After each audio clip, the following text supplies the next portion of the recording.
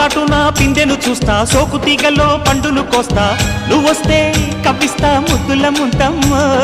ఉక్కపోతకి ఊపిరి పోస్తా, పక్క మేకకు పంట కట్టిస్తా, ముద్దిస్తే బుక్కిస్తా మధ్యల మోతయ్యో.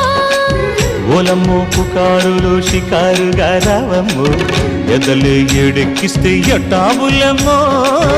ఊరయ్యో బజారులో మజాలకి రానయ్యో, పగలే పక్కెక్కిస్తే తంటాలేవయ్యో.